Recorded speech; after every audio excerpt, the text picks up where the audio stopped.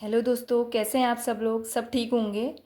आज हम आधुनिक काल के अंतर्गत द्विवेदी युग के 20 क्वेश्चन करेंगे। ठीक है। पहला क्वेश्चन है, द्विवेदी युग का नामकरण किसके नाम पर हुआ? जो द्विवेदी युग है उसका नामकरण किसके नाम पर हुआ? उसका नामकरण हुआ आचार्य महावीर प्रसाद द्विवेदी। ठीक है। अगला प्रश्न है, द्विवेदी युग का वह साहित्यकार जिन्हें कविता कामिनी कांत, भारतेंदु प्रज्ञेंद्र, साहित्य सुधाकर उपाधियों से विभूषित किया गया था, वह है नाथूराम शर्मा शंकर। अगला प्रश्न है, ज्ञान राशि के संचित कोश ही का नाम साहित्य है। ठीक है। ज्ञान राशि के संचित कोश का नाम ही साहित्य है। यह उक्ति किस साहित्यकार की है? यह उक्ति है महावीर प्रसाद द्विवेदी की। ठीक है। महावीर प्रसाद द्विवेदी की साहित्य सेवा को देखते हुए सन 1931 में काशी नागरिणी प्रचारणी सभा ने इन्हें आचार्य की उपाधि प्रदान की। ठीक है। आचार्य की उपाधि इन्हें किसने प्रदान की? काशी नागरी प्रचारणी सभा ने। ठीक है। कब की? 1931। ठीक है, याद रखना है आपको। अगला प्रश्न है, आचार्य महावीर प्रसाद द्विवेदी रचित अर्थशास्त्र विषय का ग्रंथ है। अर्थशास्त्र किस विषय का ग्रंथ है? संपत्ति शास्त्र। ठीक है। अगला प्रश्न है, प्राचीन पंडित और कवि किसकी रचना है? यह है आचार्य महावीर प्रसाद द्विवेदी की। अगला प्रश्न है, निराला की कविता जूही की कली को किस संपादक ने बिना प्रकाशित किए वापस कर दिया था? यह किया था महावीर प्रसाद द्विवेदी ने। अगला प्रश्न है, अंतःकरण की वृत्तियों के चित्र का नाम कविता है।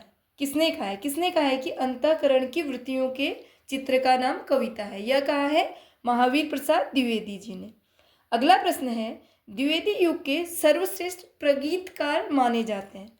सर्वश्रेष्ठ प्रगीतकार माने जाते हैं मुकुटधर पांडे। अगला प्रश्न है, छायावाद का पूर्वाभास किस कवि की रचनाओं में प्रकट हुआ? किस कवि की रचनाओं में छायावाद का पूर्वाभास प्रकट हुआ? वह है मुकुट। अगला क्वेश्चन है, खड़ी बोली हिंदी का प्रथम महाकाव्य है। खड़ी बोली हिंदी का प्रथम महाकाव्य है प्रिय प्रवास। यह अयोध्या सिंह उपाध्याय हरिऔध का प्रसिद्ध काव्य है। हरिऔध अयोध्या सिंह उपाध्याय का एक उपनाम है, हरिऔध से के नाम से प्रसिद्ध है। ठीक है।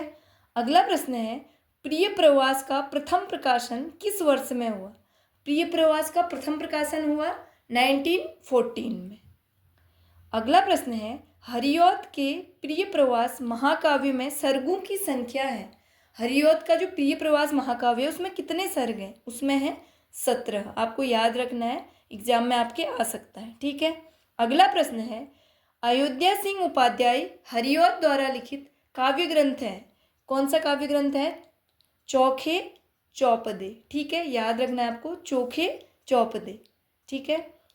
अगला प्रश्न है, वैदेही वनवास नामक काव्य लिखा है। वैदेही वनवास नामक काव्य लिखा है अयोध्या सिंह उपाध्याय ने। अगला प्रश्न है, द्विवेदी युग की कविता है। द्विवेदी युग की कविता है, कैसी कविताएं हैं, क्या विशेषता है उनकी? वह है उपदेशात्मक व इतिवृत्तात्मकता इसकी विशेषता है द्विवेदी युग की कविता की। ठीक है। अगला प्रश्न है, मधुप उपनाम से काव्यानुवाद करने वाले कवि कौन है? किसने मधुप नाम से, उपनाम मतलब उनका नाम कुछ और था लेकिन मधुप उपनाम से काव्यानुवाद किया, वह है मैथिली शरण गुप्त। ठीक है। भारत भारती का प्रकाशन किस वर्ष हुआ? भारत भारती का प्रकाशन हुआ 1912 ईस्वी में। अगला प्रश्न है, भारत भारती में किस भावना की रूपरेखा प्रस्तुत है? भारत भारती में राष्ट्रीय भावना की रूपरेखा प्रस्तुत है। महात्मा गांधी ने इन्हें, मैथिली शरण गुप्त जी को, भारत भारती की रचना के लिए राष्ट्रकवि की उपाधि दी थी। एग्जाम में आ सकता है कि राष्ट्रकवि की उपाधि मैथिली शरण गुप्त को किसने दी थी? वह दी थी महात्मा गांधी जी ने। अगला प्रश्न है, राजपूत आन की कथा है। राजपूत आन की कथा है, किसमें है? वह कौन सा रचना है? वह है रंग में भंग।